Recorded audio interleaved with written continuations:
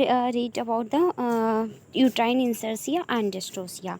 सो आज का हमारा जो इम्पोर्टेंट टॉपिक है that is uterine inertia and dystocia. तो यूट्राइन इंसर्सिया और डिस्टोसिया ये जो कंडीशंस हैं, ये कंडीशन है आपके लेबर आप प्रोसेस पढ़ते हैं, लेबर टॉपिक पढ़ते हैं इन द ओबीजी ऑब्स्टेट्रिक्स सब्जेक्ट में। अगर आप नर्सिंग स्टूडेंट हैं देन आप ओबीजी सब्जेक्ट में एक टॉपिक पढ़ते होंगे लेबर। तो लेबर से रिलेटेड ये कॉम्प्लिकेशंस हम लोग पढ़ रहे हैं। तो लेबर से रिलेटेड जितने भी इम्पॉर्टेंट कॉम्प्लिकेशंस हैं तो उनसे रिलेटेड एमसीक्यूज़ को कवर कर रहे हैं। एंड प्रीवियस वीडियो में हम लोगों ने जो अदर कंडीशंस रहती हैं लेबर से रिलेटेड उनसे एमसीक्यूज़ को कवर किया है। तो आप अगर वो वाला वीडियो ना देखा हो then you can watch by clicking on this link and this video.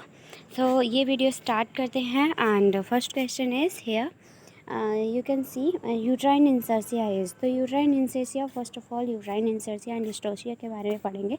तो फर्स्ट क्वेश्चन यही है कि यूट्राइन इंसर्सिया है क्या। तो यूट्राइन इंसर्सिया क्या है? इंटरवल बिटवीन टू कॉन्ट्रैक्शंस के बिटवीन इंटरवल है, या यूट्राइन इंसर्सिया जो है डिसऑर्डर यूट्राइन कॉन्ट्रैक्शंस है, या तो प्रेशर ड्यूरिंग कॉन्ट्रैक्शन है, या ड्यूरेशन ऑफ यूट्राइन कॉन्ट्रैक्शन है। तो यूट्राइन इंसर्शिया होता क्या है, यूट्राइन इंसर्शिया क्या है, इसमें हमारा करेक्ट ऑप्शन रहेगा प्रेशर ड्यूरिंग कॉन्ट्रैक्शंस, यानी कि कॉन्ट्रैक्शन के दौरान जो प्रेशर होता है that is uterine inertia.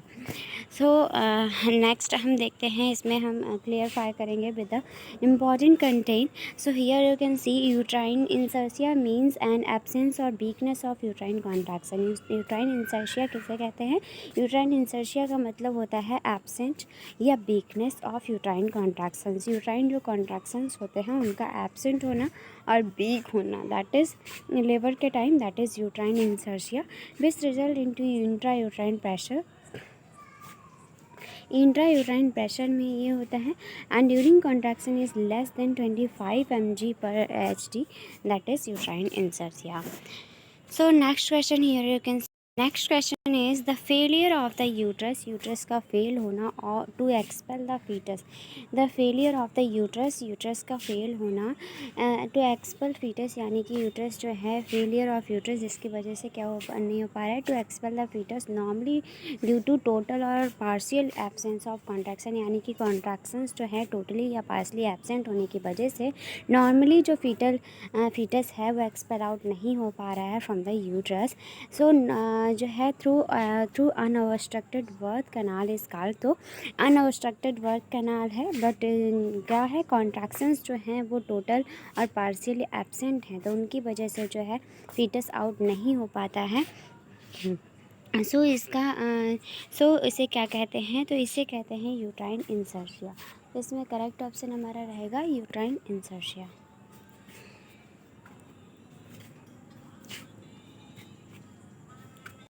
Short irregular and weak uterine contractions होते हैं during active stage of labour indicate, यानी कि क्वेश्चन में पूछा है short irregular and weak uterine contraction है, शॉर्ट है, इरेगुलर है, वीक है uterine contractions active stage of labour के दौरान। तो वो इंडिकेट करता है क्या? हाइपोटोनिक डिस्टोसिया को।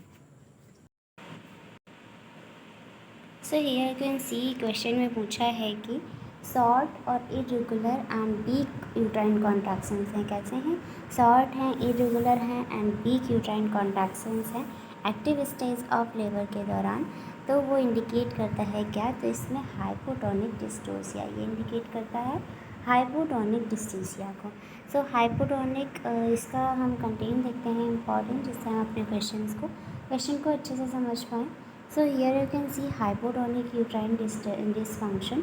hypotonic uterine dysfunction का मतलब है difficult labor। मीन्स क्या है? hypotonic uterine dysfunction का मतलब difficult labor due to short, irregular and weak contractions की वजह से। hypotonic uterine dysfunction का मतलब क्या है कि मीन्स डिफ़िकल्ट लेबर का प्रोसेस डिफ़िकल्ट किसकी वजह से? Short, irregular and weak contractions, यानी कॉन्ट्रैक्शंस जो हैं वो रेगुलर नहीं आ रहे हैं, शॉर्टली हैं एंड वीक हैं कॉन्ट्रैक्शंस। तो उसकी वजह से क्या हो रहा है? लेबर का प्रोसेस डिफ़िकल्ट हो रहा है that is hypotonic uterine dysfunction. So of uterus during labour amniotomy and oxytocin infusion में यूज़। क्या यहाँ पे इम्पॉर्टेंट ये चीज़ बताया है कि एमनियोटमी एंड ऑक्सीटोसिन जो इन्फ्यूज़न होता है वो यूज़ करते हैं हाइपरटोनिक इसमें हाइपोटोनिक यूट्राइन डिस्फंक्शन में। एंड देन हाइपरटोनिक डिस्टोशिया का मतलब क्या है, अब हम लोगों ने समझा था hypotonic, and now we can understand about the hypertonic dystocia. तो हाइपरटोनिक डिस्टोशिया मतलब क्या होता है, difficult labour due to, difficult labour है किसकी वजह से, painful frequent and uncoordinated contraction की वजह से। हाइपोटोनिक का मतलब होता है कि कॉन्ट्रैक्शन शॉर्ट आ रहे हैं और पेन और क्या नाम शॉर्ट हैं, इरेगुलर हैं, वीक कॉन्ट्रैक्शंस हैं, दैट इज़ हाइपो। एंड इसमें क्या है, पेनफुल है, फ्रिक्वेंट मतलब बार बार आ रहे हैं, अनकोऑर्डिनेटेड कॉन्ट्रैक्शंस आ रहे हैं, दैट इज़ हाइपरटोनिक डिस्टोशिया। तो ये हाइपरटोनिक और हाइपोटोनिक मतलब इससे क्या हो जाता है, इससे लेबर प्रोसेस जो है डिफ़िकल्ट होता है। So next question here you can see all the following are cause of abnormal labour, यानी कि इनमें से सभी जो कॉज हैं वो एबनॉर्मल लेबर के हैं। इनमें से सभी कॉज कैसे हैं, एबनॉर्मल हैं। All the following are causes, इनमें से सभी कॉजेज़ जो हैं वो कैसे हैं, एबनॉर्मल लेबर के कॉजेज़ हैं, किसी एक को छोड़कर। तो क्या uterine dystocia, cervical dystocia, foetal dystocia, pelvic dystocia, इनमें से कौन सा है, तो हम आगे देखते हैं आपके इम्पॉर्टेंट कंटेंट को। तो डिस्टोसिया जो है, डिस्टोसिया का मतलब होता है difficult painful labour may be produced by large size of foetus. Dystocia, difficult painful labour may be produced by large size of foetus. Dystocia का मतलब क्या होता है, डिस्टोशिया का मतलब होता है डिफ़िकल्ट पेनफुल लेबर। डिस्टोशिया का मतलब difficult painful labour may be produced by large size of foetus. Dystocia कैसे कॉज हो सकता है, अगर लार्ज साइज ऑफ फीटस है, एग्जाम्पल जिसे मैक्रोसोमिया कहते हैं, या फीटल डिस्टोशिया है, यूट्राइन इंसर्शिया है, मैकेनिकल ऑब्स्ट्रक्शन है सर्विक्स का, या फेलियर सर्वाइकल डायलिटेशन का फेलियर है। तो ये सब कॉज हो सकते हैं डिफ़िकल्ट मतलब पेनफुल या लेबर प्रोसेस के डिफ़िकल्ट होने के लिए। सो नेक्स्ट इम्पॉर्टेंट क्वेश्चन है हमारा, the manual commonly use to manage shoulder dystocia. जो शोल्डर डिस्टोशिया अगर है, द मैनुअल मतलब जो मैनुअल होता है ना, लियोपोल्ड मैनुअल जो होते हैं 4 कितने होते हैं, लियोपोल्ड मैनुअल जो होते हैं वो Leopold first, Leopold second, Leopold third, Leopold fourth, तो फोर्थ मैनुअल होते हैं। अगर आपने मैनुअल्स के बारे में आपको पढ़ना हो then you can watch by clicking on this link. And manual से रिलेटेड क्वेश्चन ये है कि the manual commonly use to manage shoulder dystocia. Manual जो है वो कॉमनली सामान्य तौर से यूज़ किया जाता है शोल्डर डिस्टोशिया को मेंटेन करने के लिए। वो कौन सा मैनुअल है, दैट इज़ मैक-रॉबर्ट मैनुअल। कौन सा, मैक-रॉबर्ट मैनुअल जो होता है, मैक-रॉबर्ट्स मैनुअल जो होते हैं वो यूज़ होता है manage shoulder dystocia. Shoulder dystocia को मेंटेन करने के लिए कौन सा manual, Mac-Roberts manual, Mac-Roberts manual.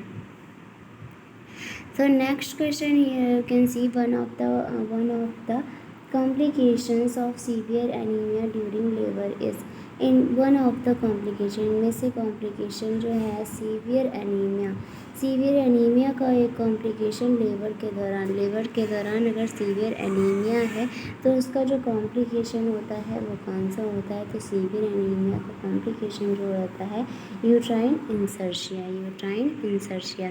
So here you can see important content। So complications of severe anemia का जो complication होता है लेबर के दौरान यूट्राइन इंसर्शिया होता है। यूट्राइन इंसर्शिया है लेबर के दौरान जो सीवियर कॉम्प्लिकेशन होता है, सीवियर कॉम्प्लिकेशन जो लेबर के दौरान होता है that is uterine inertia, PPH, cardiac failure, shock and complications during pregnancy are premature delivery और preterm labour, pre eclampsia, heart failure, intermittent infection. ये सब क्या है, कॉम्प्लिकेशन है सीवियर एनीमिया के। नेक्स्ट क्वेश्चन देखते हैं, complication of severe anaemia in लीवर इंक्लूड द फॉलोइंग। तो कॉम्प्लिकेशंस जो हैं सीवियर एनीमिया के लेबर में लेबर में जो कॉम्प्लिकेशंस हैं सीवियर एनीमिया के, इसमें इंक्लूड है ऑल द फॉलोइंग।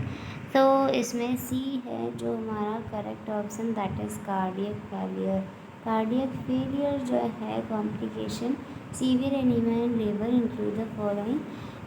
कॉम्प्लिकेशन जो है एनीमिया का, सीवियर एनीमिया अगर है लेबर में तो कॉम्प्लिकेशन क्या हो सकता है, कार्डियक फेलियर। नेक्स्ट क्वेश्चन देखते हैं। नेक्स्ट क्वेश्चन बहुत ही ज़्यादा जो है थोड़ा सा लार्ज है, बट हम लोग इसको जो है अच्छे से समझेंगे एंड आंसर भी देखेंगे। सो 26 ईयर, ये क्वेश्चंस ऐसे क्वेश्चंस जो है नॉसेट में पूछे जाते हैं, प्रायोरिटी बेस्ड होते हैं। ऐसे क्वेश्चन जो है नॉसेट में आपकी हेल्प करेंगे। तो question is 26 year old primary gravida women. एक वुमेन जो है वो कौन से 26 ओल्ड है, यानी कि 26 ईयर की है, प्राइमरी ग्रेविडा है। प्राइमरी ग्रेविडा यानी कि जिसका ग्रेविड जो है फर्स्ट है, प्राइमरी ग्रेविडा है वुमेन जो आती है, comes to the labour and delivery ward. वो आ रही है कहाँ, लेबर और डिलीवरी वार्ड में आती है एट टर्म, टर्म पे आती है विद रेगुलर, उसके कॉन्ट्रैक्शंस कहते हैं रेगुलर हैं, पेनफुल कॉन्ट्रैक्शंस हैं। हर prenatal course was unremarkable, उनका जो प्री नेटल कोर्स था वो अनरिमार्केबल था। She has a past medical history suggestive of mitral valve prolapse. उनकी पास्ट हिस्ट्री क्या है उस पेशेंट की, रीजनरेशन, पास्ट हिस्ट्री क्या है, mitral valve prolapse with regeneration which is demonstrated echocardiography. She takes no medication, वो कोई भी मेडिकेशन नहीं ले रही थी, एंड हैज़ नो एलर्जी, और उसको कोई एलर्जी भी नहीं है टू मेडिकेशन से। Examination so that her cervix is 4 centimetre. अब एग्जामिनेशन किया गया है तो वो शो करता है कि उसकी सर्विक्स जो है 4 सेंटीमीटर डायलेटेड है, and fetus is the vertex presentation, और फीटस उसका कैसा है, वर्टेक्स प्रेजेंटेशन का है, यानी कि नॉर्मल जो पोजीशन रहती है, प्रेजेंटेशन रहता है वो। And the fetal heart rate is reassuring, और फीटल हार्ट रेट जो है रीअश्योर कर रहा है। Which the following is most appropriate management of this women. तो ऐसी वुमेन के लिए जो है अप्रोप्रिएट मैनेजमेंट क्या रहेगा। क्वेश्चन को हम लोग एक बार फिर से देखते हैं कि 20 ईयर ओल्ड प्राइमरी ग्रेविडा, यानी कि 26 year old primary gravida women labour and delivery ward में आती है, टर्म पे आती है, जिसके कॉन्ट्रैक्शंस जो हैं रेगुलर पेनफुल कॉन्ट्रैक्शंस हैं, और उसका कोई प्री नेटल जो है वो अनरिकमेबल है। सी हैज़ पास्ट हिस्ट्री, उनकी कोई जो है पास्ट हिस्ट्री में जो है मिट्रल वॉल्व उन्हें सजेस्ट किया गया था, एंड इन्होंने कोई जो है सी टेक्स नो मेडिकेशन, ये कोई मेडिकेशन नहीं ली है, कोई एलर्जी भी नहीं है। तो एग्जामिनर शो करता है कि एग्जामिनेशन किया गया है तो वो शो करता है कि सर्विक्स जो है वो 4 सेंटीमीटर डायलेट हो चुकी है, एंड फीटस का प्रेजेंटेशन जो है, फीटस जो है वर्टेक्स प्रेजेंटेशन के साथ है, and fetal heart rate reassure कर रही है।